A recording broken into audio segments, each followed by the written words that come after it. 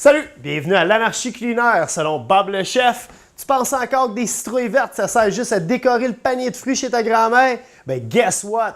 Aujourd'hui, on va s'en servir pour faire des crèmes caramel. You know what time it is. Drop it like it's hot.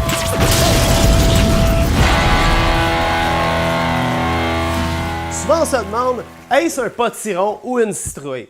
Honnêtement, je suis pas trop sûr de la différence entre les deux. Fait que pour mon dire, une citrouille, c'est orange, puis un potiron, c'est vert. Fait qu'aujourd'hui, on va faire des crèmes caramel au potiron.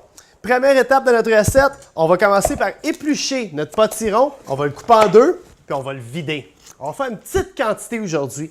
Fait qu'on n'utilisera pas le potiron au complet, on va juste en utiliser la moitié. On va couper le tout en cubes, puis on va envoyer ça dans de l'eau bouillante. Pendant que notre potiron est en train de bouillir, on va maintenant passer à l'étape du caramel. On va se déposer un poêlon sur un rond chaud. On va y ajouter une demi-tasse de sucre. On va tout de suite commencer à le mélanger. Quand on fait fondre du caramel, comme ça, à sec, sans mettre de l'eau, c'est bien important de garder l'œil dessus parce que ça a tendance à brûler assez rapidement.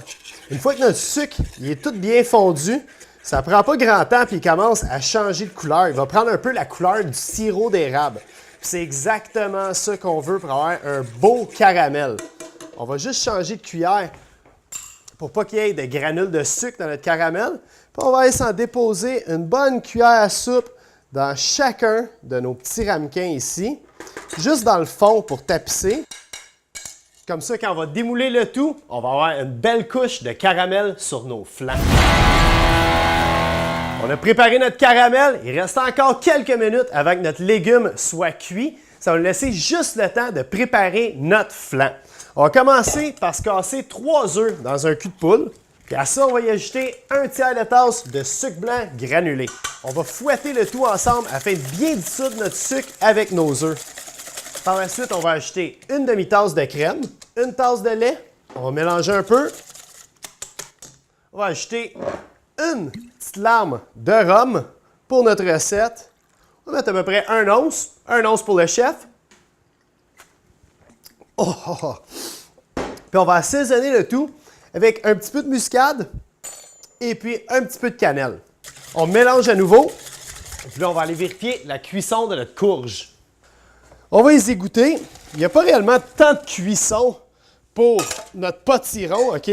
On veut juste, quand on les pique avec un couteau, on veut que ça passe au travers un peu comme du beurre. Ça, c'est signe qu'ils sont prêts. On ne veut pas trop les cuire non plus parce que dans ce cas-là, ils absorberaient de l'eau puis ça donnerait un résultat un peu fouéreux à notre recette. Ils sont parfaitement cuits ici. On va juste les effouérer avec notre pile patate. Puis on va tranquillement ajouter un petit peu de notre purée à notre mélange. On ne veut pas tout le mettre d'un coup. Parce que si on le met tout d'un coup, la température chaude de notre potiron risque de faire cramer nos œufs, puis on se ramasserait avec des grumeaux. Ça aurait plus l'air d'un omelette que d'un flan, puis ce serait très désagréable au goût. Une fois que notre légume est tout bien incorporé à notre mélange, tout ce qu'il nous reste à faire, c'est d'en verser à coups de louche dans nos petits ramequins ici, directement par-dessus notre caramel. Moi, j'ai rempli aux 3/4 environ mes ramequins. Là, on va cuire ça dans un bain-marie au four. Qu'est-ce que ça veut dire un bain-marie? Là, vous avez remarqué, ils sont déjà dans un plat à lasagne, OK? Je vais en enlever une, puis je vais verser de l'eau environ à mi-hauteur de mes ramequins. On redépose notre dernier ramequin, puis on envoie ça dans un four doux à 300, puis on va cuire ça environ 1h15, 1h30, le temps que ça fige. Et voilà, on a retiré nos crèmes caramel du four. Juste au toucher, on voit que notre flan il a bien figé pendant la cuisson. Là, on va faire attention. Allez, rapidement, parce que les ramequins sont quand même chauds. Pour les démouler, la meilleure façon, on va couper autour avec un petit couteau. Ça va juste aider l'étape du démoulage. Ensuite, on va glisser ça dans notre main avec notre linge. Puis là, c'est le moment de vérité. Et voilà!